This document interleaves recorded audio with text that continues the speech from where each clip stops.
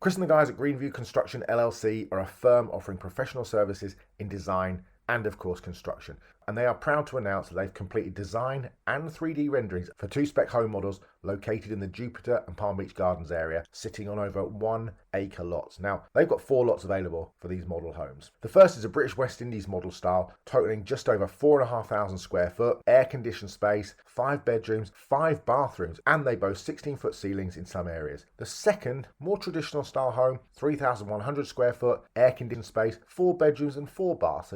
They boast 14-foot ceilings in some areas. Both models will have a free-flowing layouts that connect the kitchen, the family room, living room, library, a den, and outdoor lanai, and both models will have an option to add a detached in-law suite if you really want the in-laws to move in, and a garage totaling an additional 1,000 square foot. You can visit Chris and the team online at www.greenviewconstruction.com. You can email Chris Tyson, that's C Tyson as in Mike Tyson, C Tyson at greenviewconstruction.com, or you can call 561-727-5013. They're also on Facebook, they're on Instagram, they're on Twitter. Just look for Greenview Construction. And if that wasn't enough, they have an appointment-only showroom at 715 Commerce Way West, Suite 14 in Jupiter, Florida. Are you a business owner or executive who needs more results from your marketing team? Do you struggle to measure the results of your marketing spend?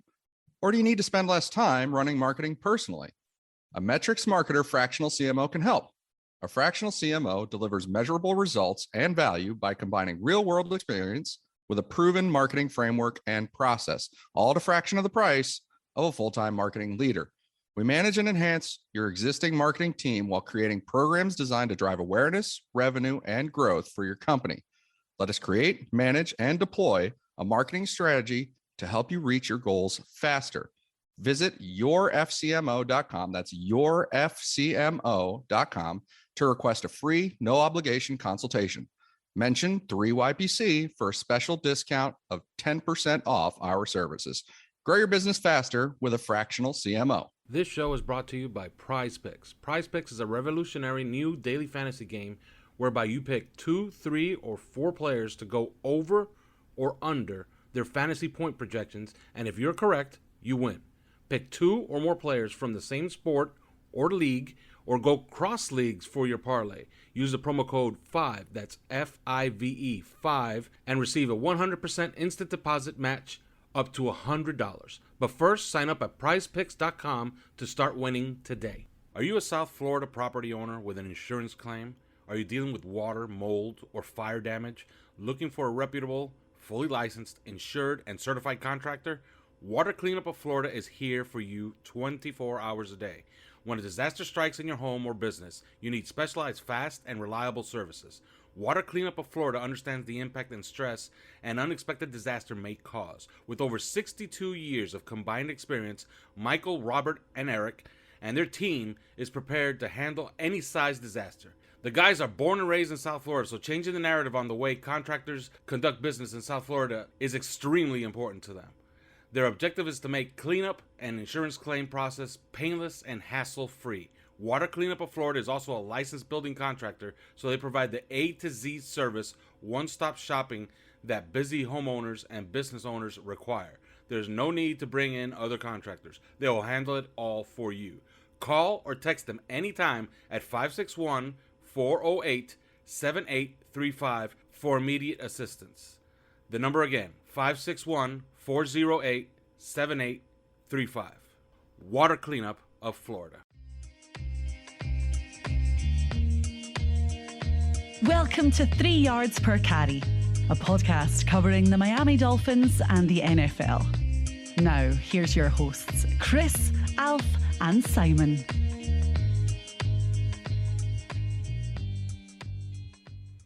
All right, welcome to the show. This is not Alfredo Arteaga, Chris Kaufman, or Simon Clancy. We've thrown them away for the month as they decided to take a little bit of a hiatus, and we, Kai Chen Chisholm, Juan Cardona, and Royal A. Shepherd will be taking over. Joining us this week will be Michael Christian. We will get to that in just a little bit, but we want to remind you that this show, as always, is brought to you by Manscaped. Use the promo code 5RSN for 20% off your entire order. That's 5RSN. We're also brought to you by a newer sponsor, Better Edge. It's a gambler's exchange where you can shop the best price possible on any bet you would like. You want the Dolphins to win the division at plus 1,000, but everyone else has it at plus 500. Put it out there and see if it fills. The very best prices on futures and individual games are getting filled right now. Go to betteredge.com/5reasons. That's bettoredge.com/5reasons, REASONS, for a $20 sign-up bonus.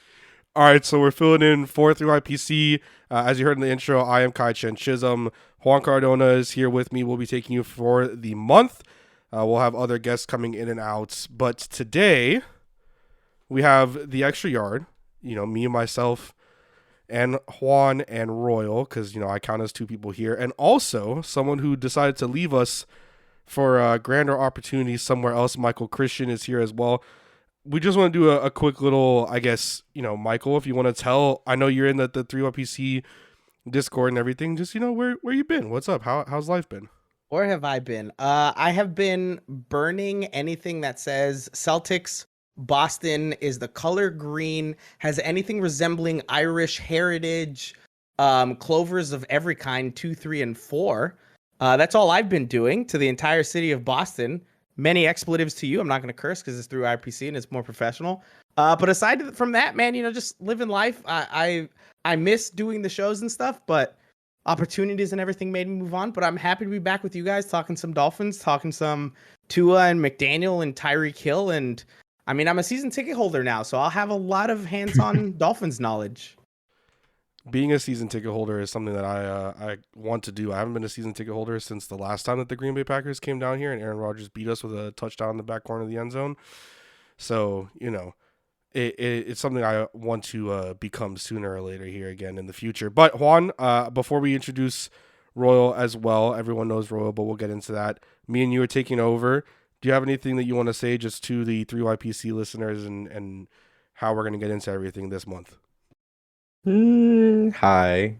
No, I mean, it's nothing crazy. I mean, we're just gonna be here. I'm gonna try not to burn down the house. A lot of people either listen. I've come to realize one thing. I'm either no, well, yeah, I'm a skeptic. I like that. Someone corrected me today. Someone said I'm a skeptic. I'm not a hater, so I'm a skeptic. But I've realized I'm either truly loved by somebody or truly despised by somebody. There is no in between. I have never I don't meet anybody who's like, okay, yeah, he's okay. I think there's a couple people who do meet in the middle with you there. But we'll just let that go through. Royal, you'll be joining us for a couple episodes, especially since the Heat are out of the playoffs. The dream for the NBA championship is over. So how are you feeling? How do you feel to join us today? First of all, Kai Chen Chisholm, you do not have to introduce me by announcing that the Miami Heat lost anything. I am still grieving that process. Second of all, I'm not with one. People don't fall in between with me. I am beloved, and I don't care what anybody else says.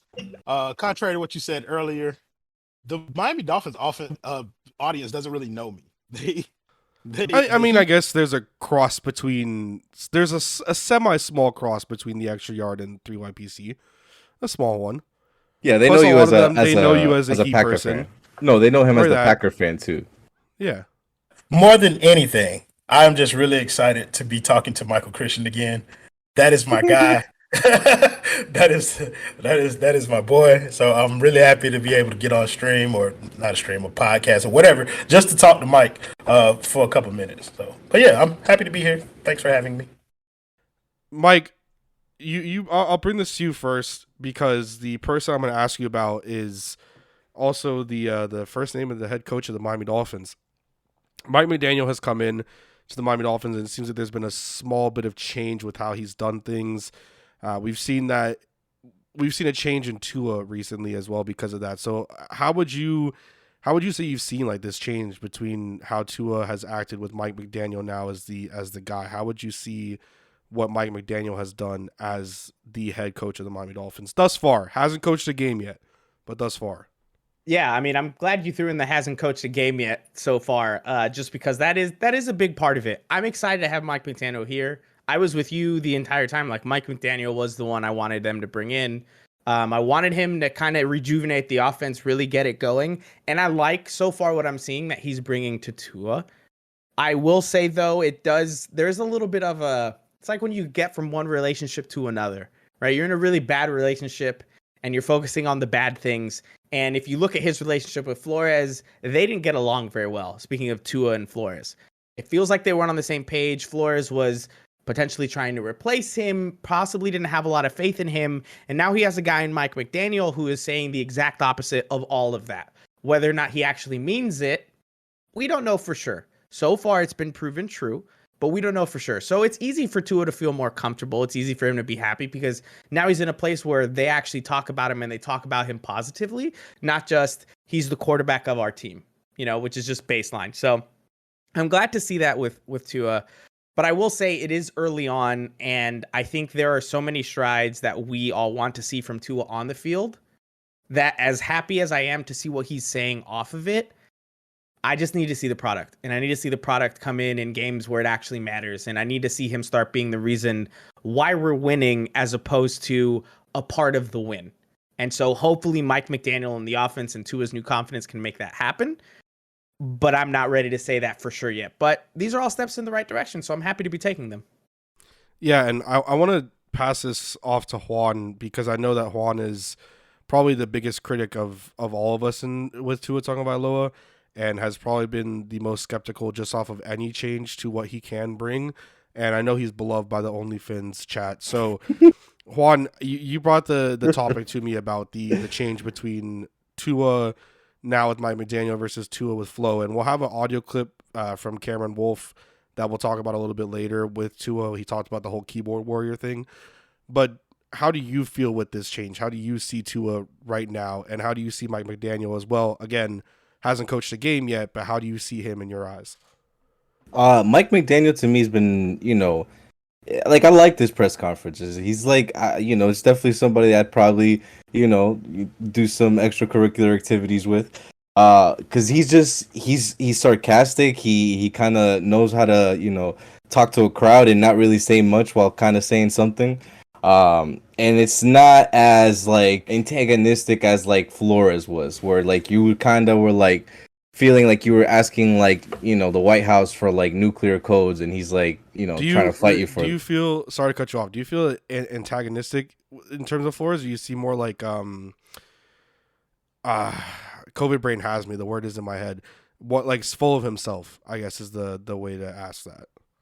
No, I think it was more so how he was kind of raised or brought up with Belichick to just not trust the media and not give them anything, both good and bad. So I don't necessarily think it was even like antagonistic. I just thought that was like the feeling that was brought on. Like it was like him versus the media. Whereas with McDaniel, it's like like kind of like the substitute teacher, bro. Like you're just chilling, hanging around with him and like talking about school and stuff. Like I don't know, but I like McDaniel so far. I will say a certain beat writer who's known to be predominantly negative has brought up some stuff recently. And I don't say like I what? agree, but I don't want to talk. Nah, just more so like yeah, we're all happy and go lucky right now, but a 3-4 game losing streak, are we really going to be happy with a substitute teacher? And I don't agree with that. I understand what the point is though. That everything right now is just just for shits and giggles. Like like Mike Westhoff can have an old boomer moment and talk about how he would have shut down the music and started all over. But at the end of the day, like, this is Mike McDaniel's show, and if that's how he's trying to operate, like, we just have to judge him based off of that. And then just lastly with Tua, I will say that I do see the difference, not immediately. Like, the Tua that I'm seeing now is, I feel like, having already bought into McDaniel. Because even earlier on, like, when they would ask him stuff about Flores and stuff, it would be very buttoned up. Like, nope, I don't have really a comment, or that's an interesting question, and just kind of skirt around it. To where now he's full on telling people, yeah, we just, the offense only had one person going deep or two people, running a route, or, he's kind of lashing out a little more. So to me, I'm interpreting that as McDaniel told him, hey, stop defending people who didn't care about you. Sorry, I knew it was gonna be the one, bro. Instant ban. You see, you were even telling Alfredo earlier that you were gonna get yourself to ruin it, Damn. and now here you are. Sorry, I almost did it again, but literally. But nah, I definitely feel like McDaniel either had a talking or just broke it down to him. Hey, listen, like you don't have to defend these people. Like say your piece, say what you feel, and kind of let it out. And you kind of saw him where he's like, you see that deep ball, I was in the money. We'll get into it. Yeah. So I've liked what I've seen. But when the bullets are live, that's when things are gonna matter. And I think as we round into Royal, and then we'll kind of, I guess, have a more general conversation about the confidence thing and Mike McDaniel, how he's run everything. You're probably the most, no, not even probably, you are the most unbiased out of all of us because you are a Green Bay Packers fan who will be forced to convert into a Dolphins fan eventually by contract of the Lord. So how do you see this? How is it in your eyes seeing, especially from an organization that has had nothing but success for 30 plus years now? How do you see, I guess, the change in Tua more specifically?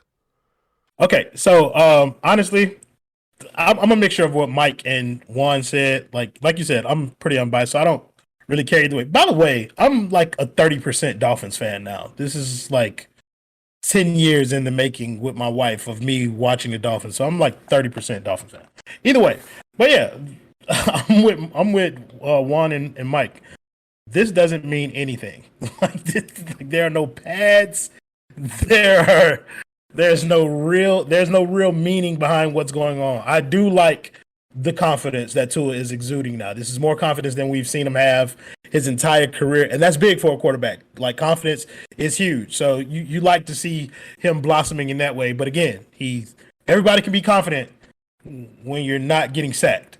Like that's kind of like Jesse Davis isn't your offensive tackle. I wasn't going to go there, but since Juan already broke the seal, and I'm probably going to drop an F-bomb if his name comes up too much. But but no, honestly, I'm cool with Mike McDaniel. He's like the millennial parent, really cool vibes, like real hipster vibes. But I mean, obviously there are no pads, so until that happens, then I won't make any concrete decisions about what's going on with Dolphins and Cap. I'm just gonna say real quick, just so we're on the same page here. You said millennial parent with kind of a snide tone. Just to be clear to everybody listening, you are also a millennial parent, correct? I just want to make that clear. Yes, I am a millennial parent of two. So it's kind of like that cool dad thing. You know what I mean? You might can slip in a curse word every now and again. I'm not gonna be too hard on you, but yeah, it's still sometimes you need some adults around every now and again. Am I considered a Gen Z child? Absolutely. Really? Is he really?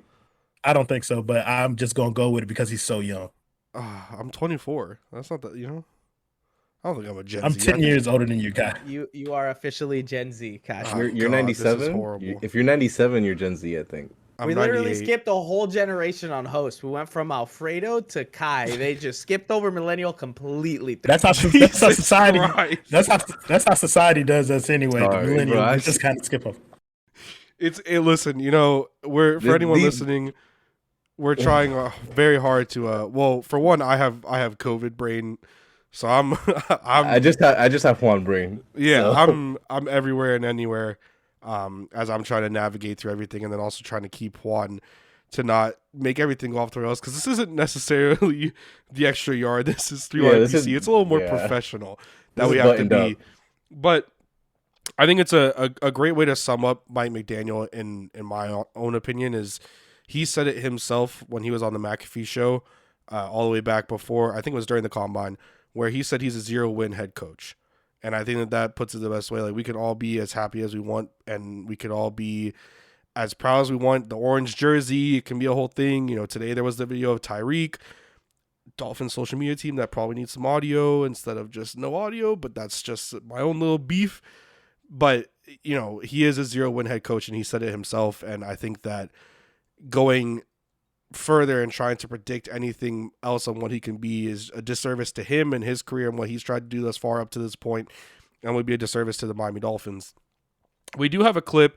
I'm going to play it for our listeners in case you haven't heard it already, and it's just going to be something that we're going to transition from, Mike McDaniel and Tua to just Tua. And then we're also going to get into some stuff that Tyreek Hill said on his teased podcast clip that he had with Drew Rosenhaus, and we'll get into that. But we're going to play this clip now about Tua talking about keyboard warriors. I mean, we come out to practice, everyone else, Twitter warriors, keyboard warriors, whatever you want to call them, they're not out here practicing with us working hard. So I don't know if you guys recorded that last one to Tyreek, but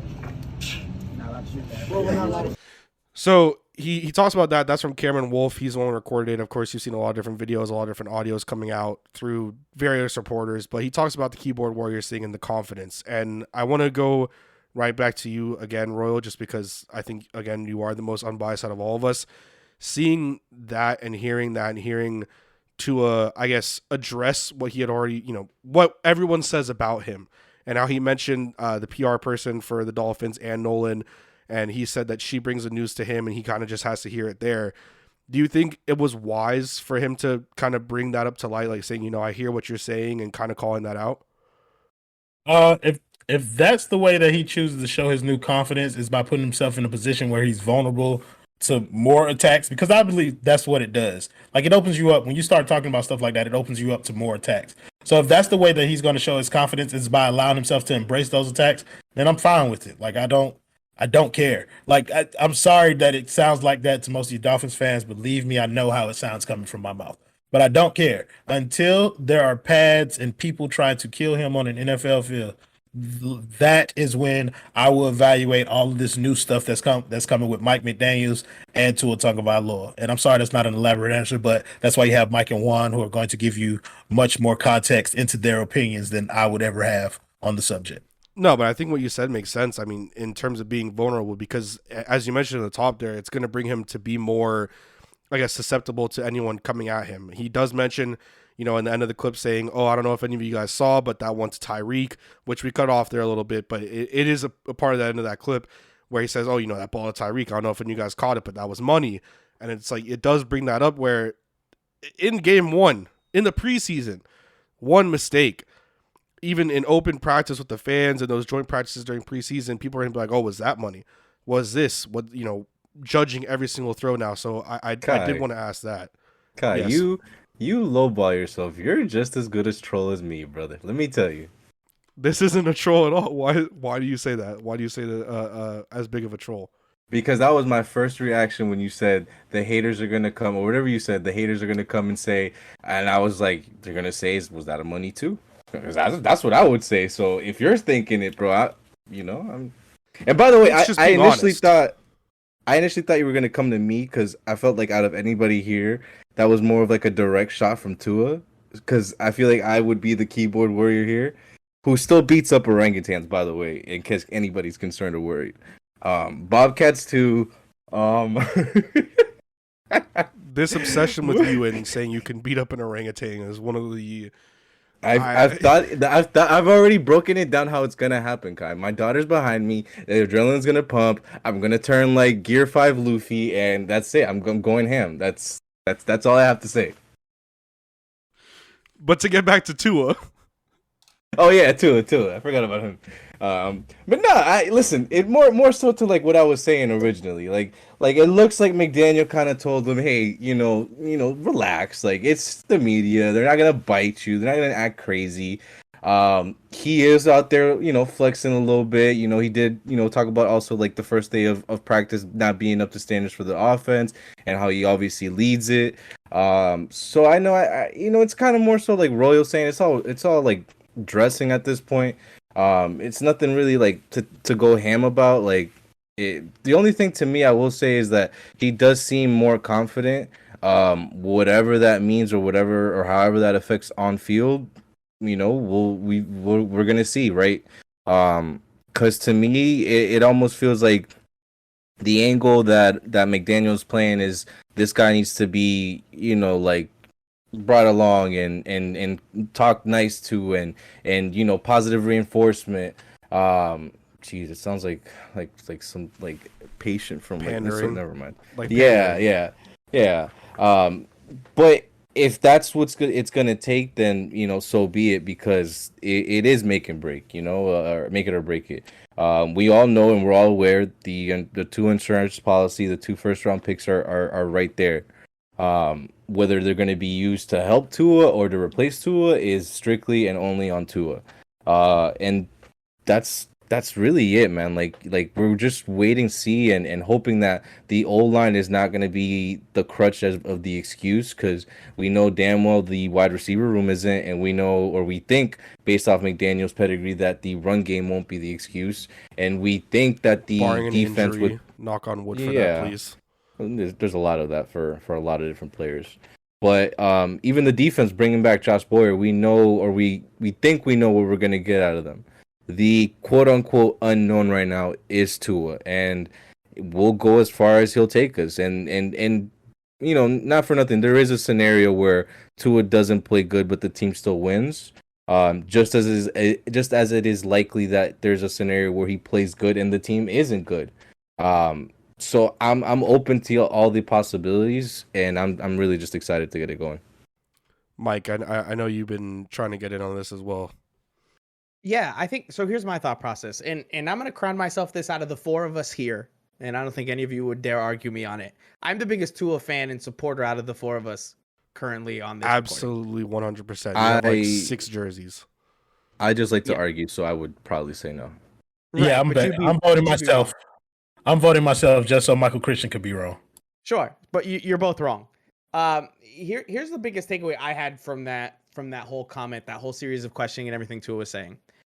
I didn't care so much about the content that was being said. It was fun to hear. It was nice to see him say that, kind of throw a little jab back. Call them Twitter warriors and keyboard warriors, whatever you want. That's what they are. And these are people hiding behind screens for the most part. They're not really going to show their face on anything. They're not going to put their actual life on there.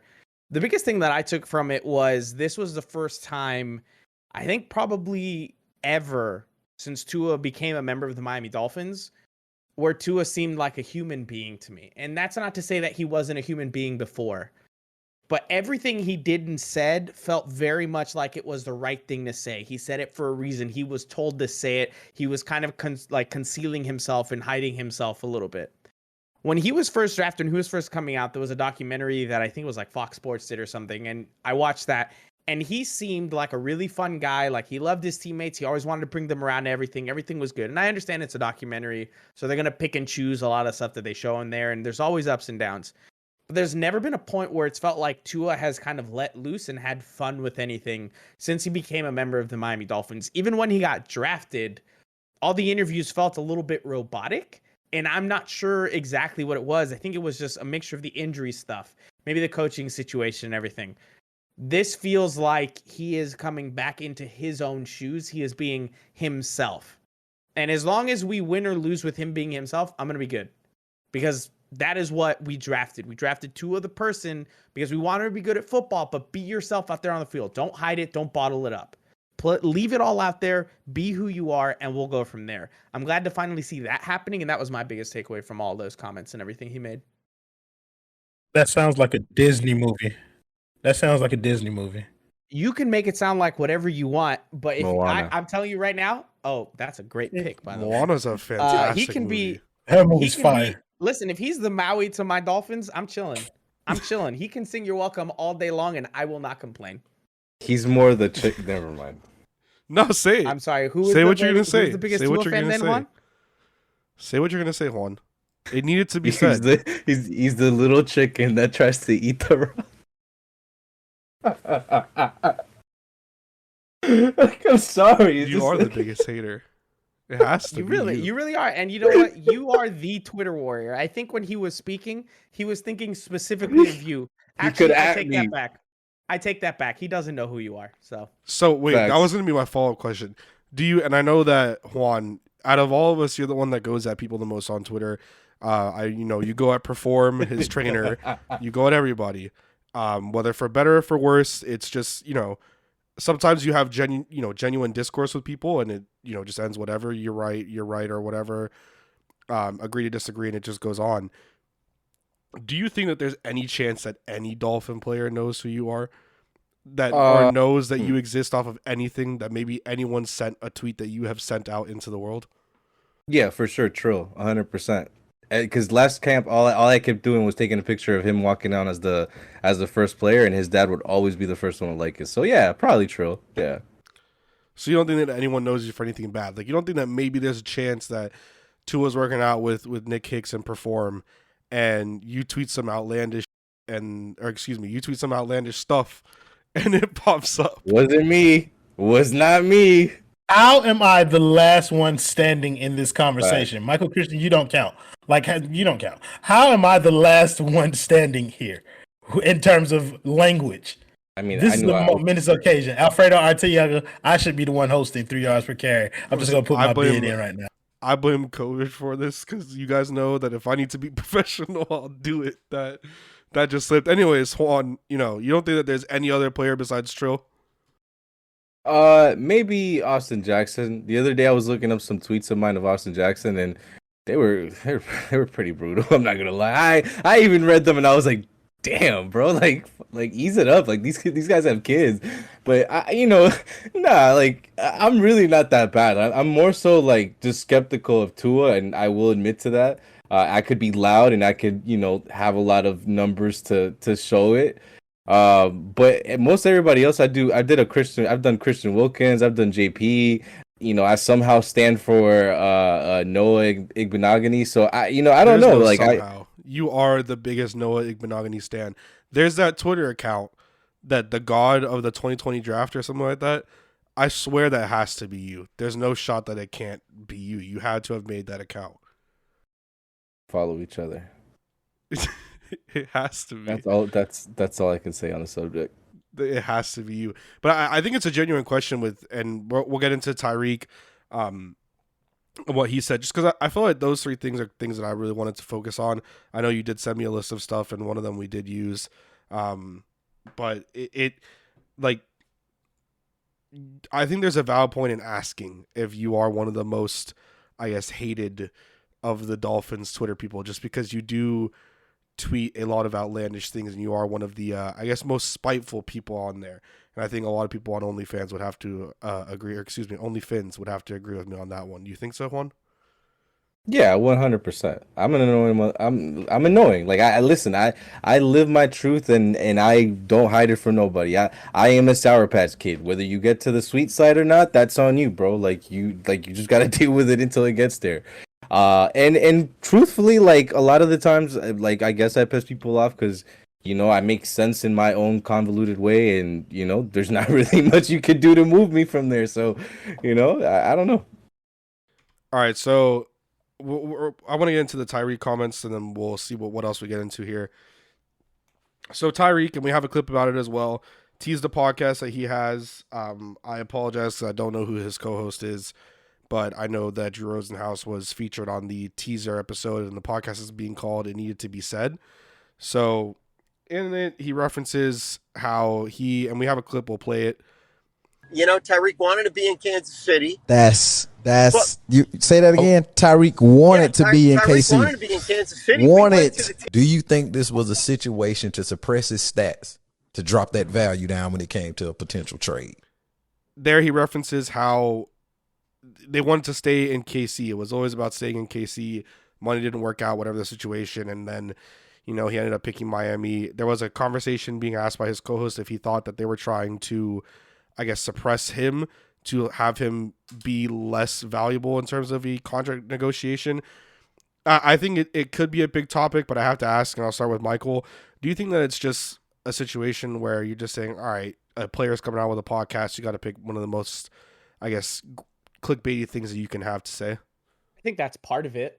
But I think also, all of this stuff is very thought out and kind of calculated in what they say. Tyreek's comments recently have been very pro Tua, and that's not to say that he isn't pro Tua, but it's the similar situation when Jalen Waddle came out and they asked him, oh, what do you think about Mac versus Tua? And he was kind of insinuating that Mac's the best quarterback he's played with. And he came out later on I Am Athlete and mentioned, that's a lot of propping up my boy because Tua's already made it to the NFL. He needs to make it, so let me prop him up, right? Tyreek's not going to come out, not even played a single actual down of NFL football yet, and say something negative about Tua. So all this stuff is kind of thought out and calculated, so I wouldn't doubt that it is very like, hey, we need a really good title. Let's talk to people about why you left KC, and let's maybe throw a little controversy in there. It's like they might as well get the producers from The Bachelor or something like that. But my thing with all the Tyreek stuff is, it's pretty obvious why he left KC. I mean, it makes a lot of sense. KC didn't want to give him the money. Miami said, here's a fat stack of all that money you want. Would you rather take that fat stack of money down south, close to where you live, with nice weather, or up in New York where you're only going to be there during the season and then you're going to want to die to get out of there because it's New York and it's miserable in the winter? So I think all of that makes sense. I agree with you completely, though. I think a lot of it was just kind of like, hey, what do we make a good thumbnail for this for? Plop, here we go. Roy, you got any comments? Sure. I haven't believed a word that has come out of Tyreek Hill's mouth since he got to Miami. Not even Like, that he thinks that Tua throws a beautiful ball, or that Tua is 10 times better than Matt Moore. He's stressed on Good Morning Football about Matt Moore. And Tua, So what you trying to say? And Tua T is 10 Matt Moores. I love Matt Moore, but Tua T is 10 Matt Moores. I will believe what Tyreek Hill says when he goes an entire game without a target. That's never gonna happen. There's no way he goes an entire game without a target. Kai, Listen, Kai. I feel like they will force feed him the ball. I understand that's going to be the game plan going in, but there is a chance that Tyreek Hill sees, maybe not as many targets as he would like. I'd say that. I won't say none. I'll say maybe not as many as he would like. He is a diva receiver for what it is, for what it's worth. He has been known to come out. So yeah, exactly. As all alpha receivers are, as he should be. He's very talented. But I want to hear what Tyreek Hill has to say. I'm not calling that man a liar by any stretch, but I want to hear what he has to say in the regular season when things aren't going his way. That's when I'll start to believe some of what he said. Not now with no pads. But he said that Tua is 10 times better than Matt Moore. Well, and he had 10 for 150 and a touchdown with Matt Moore. Come on, guys. Come on. You be careful. You're starting to sound like a certain beat writer that I referenced earlier. Listen, man. I am a former journalist myself, man. I'm just listen. Me too. And then I got fired, but Here's what I'll say. Here's what I'll say on that. I agree with you that it is, you take it all with a grain of salt in what he's saying. I agree with you on that. I said that before. Jalen Waddle was a perfect example because that was not Jalen Waddle saying Mac Jones is a better quarterback than Tua. It was him saying the right thing at the right time.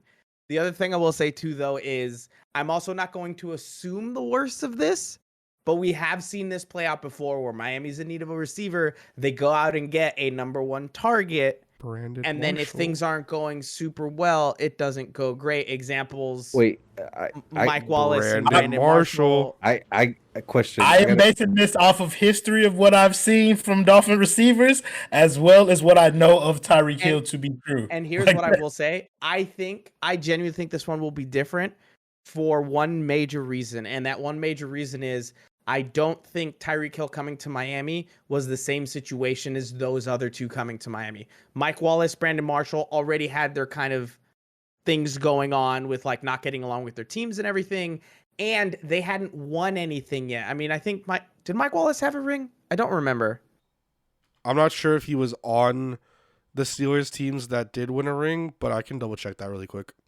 Yeah, I don't know if he did win a ring or not, but Tyreek feels seems like he's more comfortable in who he is. Like he doesn't need the validation of a bunch of stats and everything. He's going to work hard. He's going to be a good player, but you've watched his interviews and stuff. He's not coming out saying, oh, I can't wait to do 2,000 yards. He seems more kind of chilled and relaxed. Like I'm going to go out there, I'm going to do my best. And if it doesn't work out, it is what it is. I made my money and I'm happy for that. Cause if you're playing like that, I think you're going to be a lot happier, but that's just my opinion. I'm going to say that, for old time's sakes, I disagree, Mike. Because like not for nothing, but like I've had Tyreek on my fantasy teams the last 2 years. For all the 3 TD games that he has just as many 2 catches for 14-yard games.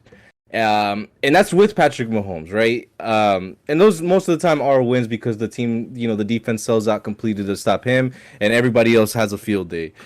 I don't know, or no, let me rephrase that. I can see a scenario where teams sell out to stop him, and there's not another answer, or like the team doesn't respond as well.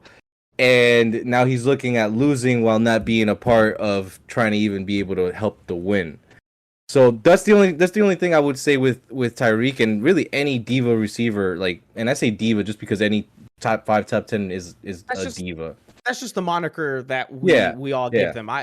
But here's my backfire then on that too. It's like, if the Dolphins are having a bad day offensively, Tyreek has no targets. Number one, I think Tyreek at some point, let's just say a half has gone on, Tyreek has no targets, Dolphins are down by 10 heading into the locker room at halftime. There's no way Tyreek was never open. He's fast enough, he's a good enough route runner that he's going to have been open at some point. He's going to feel like he should have gotten the ball. And I'm assuming he just never got the ball. If you ask me personally, I don't care that he's upset in that scenario. I want him to be upset in that scenario. Because I want you to be upset that you are the number one receiver on this team. You have no targets and we're losing. Now, it's a different scenario if he comes out of a game, 2 receptions, 30 yards, and he's mad he didn't have more stats even though the team won. That's where I'll take some issue with it. And I think he's matured more as a player and he's later in his career that he will be okay with that. But yeah, if we're losing and he has no targets, I want him to be mad. I want him to walk over to Mike McDaniel and be like, get me the ball. Either run it with me from the backfield so that I can touch it or just throw me a screen. So if he does those things, I'll actually be happier than I will be upset. I'm sure people read into it, but I'd see it as a good thing. Just for clarity, I want to make sure that I do not believe that Tyreek Hill cares more about his own individual stats than wins. He's listening to this and he hates you. Yeah, I don't care. But I also You're now I an also enemy of the realize that's fine with me too. Are we always? Follow me at Royal A Shepherd and come at me, bro. But no, like what I'm saying is, like, I do believe that there's a scenario kind of like what you guys were alluding to, where he's just generally not involved. Maybe some other things are working. Maybe they're just struggling to get him the ball. And in those scenarios, I believe we're going to see more of what is actually going on with the team. Like, everybody's winning a Super Bowl right now. So there's a lot of feel-good vibes in the air. Right. But there's a lot of feel-good vibes going on right now. So. Or a bunch of other teams that's not going to inevitably win one. But I'm just saying, right now, everybody's still in contention to win a Super Bowl, and so everything that's coming out of everybody's mouth is going to be positive, and we're looking great and all that kind of stuff. So I take everything everybody says with a grain of salt right now. But I will say though, just to like bring it back to like your question, Kai, about his little podcast, that the snippet or whatever. Part of like the insinuation before the question that was unanswered was he like misutilized or not utilized correctly in Kansas City? And I gotta say, if he really, we're recording this before it releases. If he really thinks he was utilized wrong at KC with 150 targets, Papa, you're not. It's not happening down here. It like you're gonna be mad, dog. Like you're gonna be upset. Like I don't know how to like. I hope someone broke this down to you or somebody let you know before. But like, it's not gonna happen, bro. It's like you can't think you're like not utilized correctly with 150 targets. Like the Broward in you came out, listens bro. To this clip. I hope Tyreek Hill listens to this clip for this one reason only. Because back in Kansas City, if he had said this, a Kansas City podcast would have been like, now listen here, brother. You're going to complain about 150 targets. But here in Miami, what do we say? Papa. Eso no se dice. Papo, ¿qué pasa? We got to watch out. You got to watch out with those targets, man. Okay, you got to watch out with those targets. Okay, brother? Okay, we got to watch out, bro. Listen, we got to bring a little Spanish flavor in the pod, normally it's British with Tampa and Alfredo. Alfredo's Spanish. What? Alfredo's the Spanish too, bro. Yeah, but then I started thinking about Baltimore and then Chicago and then like all the way he says those words. Yeah, the way he says. Chicago. Yeah. So we're enemies of the empire, honestly. Shout out Obi-Wan, but. Just to touch, I don't think that he was misused. And the only reason why I even brought that up as a conversation and just a talking point at all was because in that I'm like, whatever, dude, it's just clickbait and promotion. It's because I saw a Kansas City YouTuber and I wish I liked the video or kept it or bookmarked somewhere so I could still have it.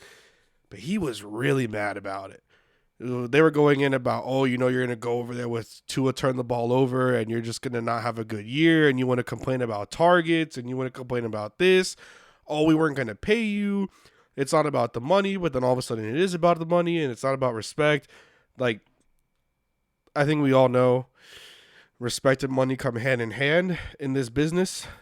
Some people say, do it for the love of the game. Tell that to the billionaire owners. Tell that to all the people who are making a ridiculous amount of money off of it. The love of the game is for sure there, but at the same time, respect and money go hand in hand. And if he felt like the Kansas City Chiefs weren't going to make him the best paid receiver in the game, which, look, you can debate with anybody. Him, Devontae Adams are top two, and they can differ on week, although I think Devontae Adams is number one right now. Like, there is, he went for the money, and he's in a place where he's going to be loved the same way he was loved at KC.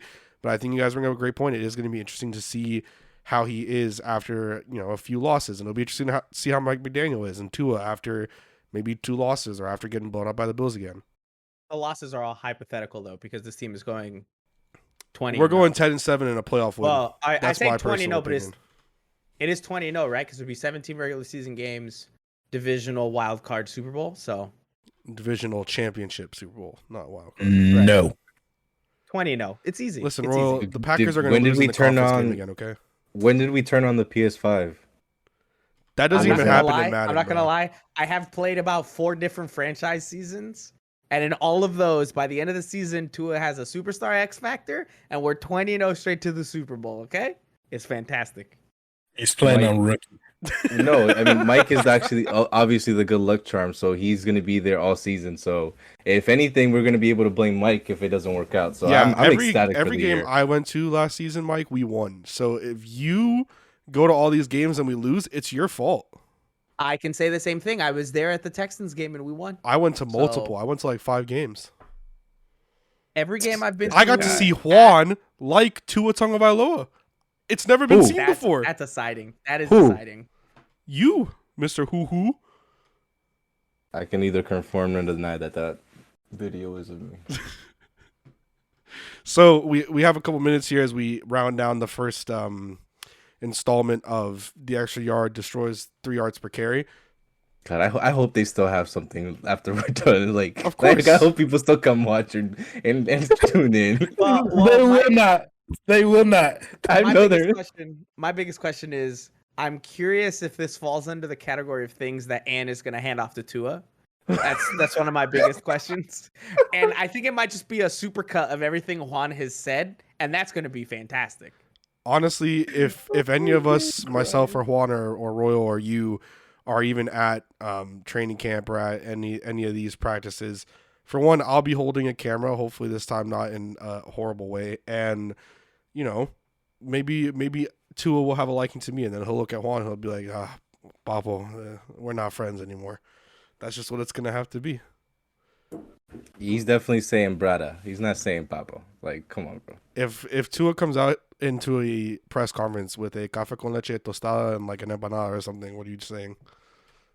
You know what would have helped if he had actually put some Kodak Black when he won a practice player of the week or of the day?